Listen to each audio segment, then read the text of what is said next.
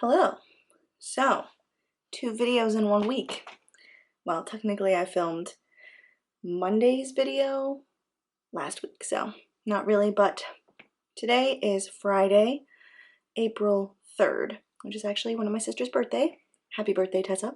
Yeah, I was just gonna make this little update, hopefully not as long as last time. Last time I posted, I was 37 weeks. My 37-week appointment, I had talked about a little bit. When I had gone in, they had felt her position, and they said she was head down. Awesome, that's what we want. The next day, I had a follow-up ultrasound because at my 20-week scan, they saw like an extra lobe of placenta, which isn't too concerning usually, but they wanted to do a later scan to make sure that it wasn't in the way of my cervix. So I was going in for that the day after. When I went in for my ultrasound, the lobe, whatever, looked fine, but she was full on, head not down, head up, and her feet were up. I think it's Frank Breech. She was up. She was the wrong way. And so at that time, they were unsure if she had been that way since the day before or if she had turned. Amother thing that the ultrasound determined was that I have kind of like higher than average levels of amniotic fluid, which I did have with Evie at the same time. With Evie, I was over average. This time I was on the high side of average, so relatively the same ballpark. But they did the weight guesstimation for how big Stu 2 was at 37 weeks, and they said she was weighing 8 pounds and 11 ounces. And I was like, oh no, that's a mammoth baby. But at the same time, in the back of my head, I kind of assumed, and still do assume, that she's actually not that big. It's just, I guess when you have extra fluid, that usually means it's a bigger baby. And I think it does something to like the guesstimates. My last ultrasound with Evie was around the same time. And she also, they said she was in the upper 8s and they had extra fluid. And she was born almost 2 weeks later, 6 pounds and like 9 ounces. So hopefully that's the same for this baby. But anyways, so they said she was breech, and that far along, typically they don't do a whole lot of turning around. So what the midwife suggested was that we schedule an ECV. I think the full term is something like external cephalic inversion.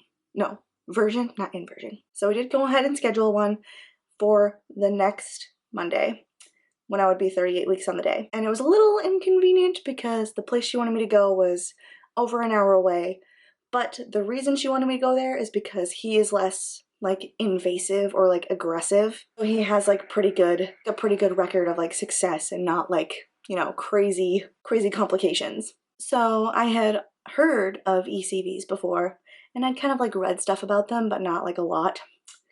So what did I do? I read stuff and like a lot, and it wasn't maybe the best choice, because while yes, I do also agree that it was a good idea to schedule one, we don't want to have no upside down baby. You know, when you read about the risks and things, it's kind of scary.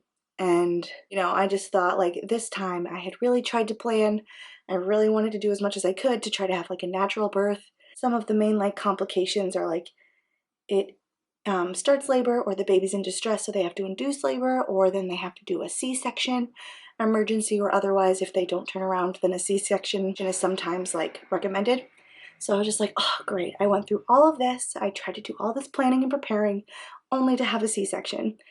Was not happy about it, but I was still really hopeful in a way. I was hopeful that it would work or that she'd turn around, but also trying to tell myself that that was not going to happen so that I wouldn't be like depressed and freak out if it all went wrong. When I set up my appointment, the midwife that I go to gave me a couple suggestions of things to try to get her to turn around on her own.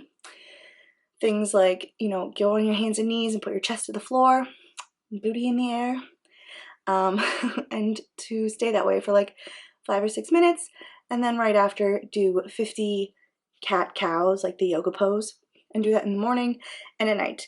So I did that pretty much every day, sometimes more than just morning and night, because I was like, turn around in there. So this last Monday happened, and it was my appointment. Thankfully, my husband did drive me because it was like an hour and 15 minutes away. I don't like driving. I don't like driving in the rain, and it was rainy that day. But I was just like so nervous.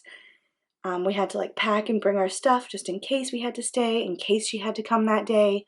So we took Evie to her grandma's house just in case, because hopefully not. We were planning for not, but we also had to plan that it was going to be that way. So I was a little bit stressed throughout that week. Like, I had felt her moving, but I hadn't felt like any huge like, oh, she's turned around now, or like, oh, that's a flip around, or oh, I feel more kicks up here. Like, even when they said she was breech, I didn't know. I just can't really tell. While I planned to go to this appointment, they had let me know that he could come with me if we ended up having to have her, but they did not want him to come to the initial appointment. So like the actual ECV basically wasn't invited, but if we had to have her, then he could come, which I thought was a little silly, but at the same time, like, whatever, that's fine, Corona. So we went, it was at the hospital, it was up at a hospital in New Hampshire. We drove up there. It was kind of like a scene from The Walking Dead. Everything was empty, except they had all these like coronavirus, COVID-19 signs, like go this way. And they had like all these tents set up in the parking lot. And it wasn't super busy, but it just looked like The Walking Dead. So we drove up and he just dropped me off. He was gonna just wait in the parking lot, which was kind of a long time because I guess, you know, they monitor you before for like half an hour. They monitor like your baby. And then they do an ultrasound to see if she is in fact breech. And if she is, then they go ahead and do the ECV, which isn't super long, but then they monitor you for an hour to sometimes 3 afterwards to make sure she's fine. So he was prepared to sit in the parking lot for a while. So I go in, there's like, you know, they ask me all these questions like, do you have respiratory symptoms? All this stuff. And I was like, well, I do have pregnancy rhinitis, but it's been the same for like months. So they were like, that's fine. So I went up to labor and delivery, and yeah, they had me change it to a gown, blah, blah, blah. The doctor who was gonna do it came in and he kind of like told me what they were gonna do, which I already knew because I looked it up and I was a little bit scared. But they checked my blood pressure, which was kind of high, but also, again, because I was inside freaking out. And they had the nurses come and do whatever. They put me on the monitor. And then one of the other doctors came in and she was like, we're gonna just do a quick ultrasound, see where the baby is.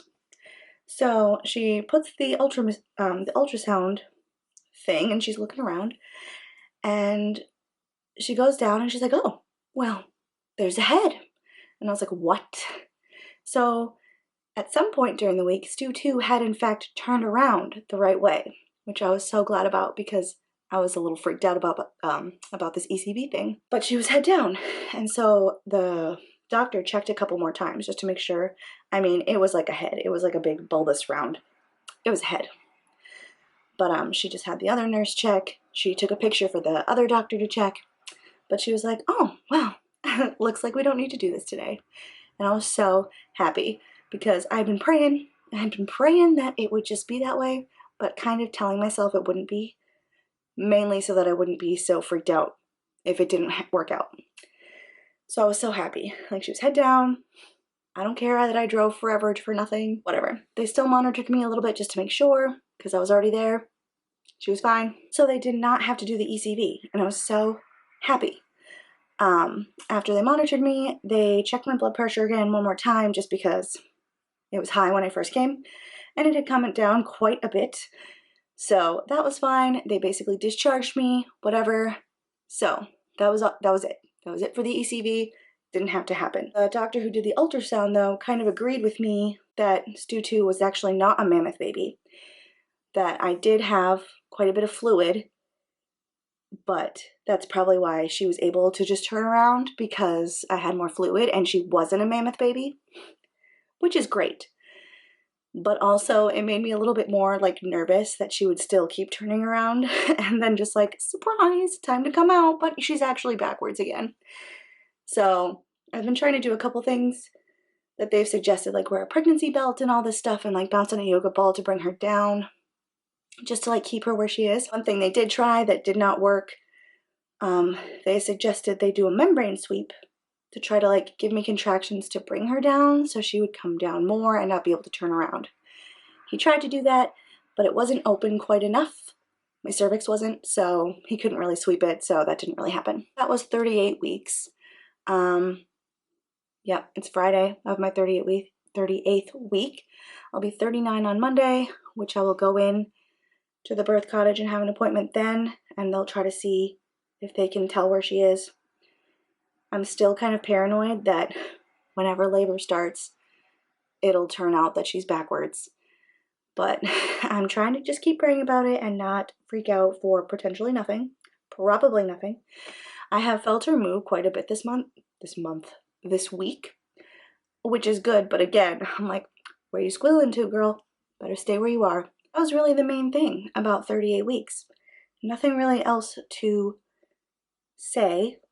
I have a few more of those like outskirt stretch marks. They're just like attachments to my previous ones. Again, I don't super care. Whatever. Technically, she's due not this Monday, but next Monday. So, a week and a couple days. I can't tell if I think she's going to be early, on time-ish, or late. Evie was early. She would have been born like tomorrow. I don't know about this baby. I don't know. We'll see. We'll see when she comes, but your guess is as good as mine. So, hope you guys have a great day, and I will see you next time. Maybe I'll do a 39-week update. Maybe not. I'm not sure. But anyways, bye. Also, my daughter took a nap in here, and that's why there are toys on either side of me. And yes, I did wear this shirt in my, not last one, but the one before that video, and that's because my clothes, I'm running out of options, seasonally and fit-wise. Nothing's fitting anymore, so yep, Stu 2 can come out anytime now. Alright, bye for real.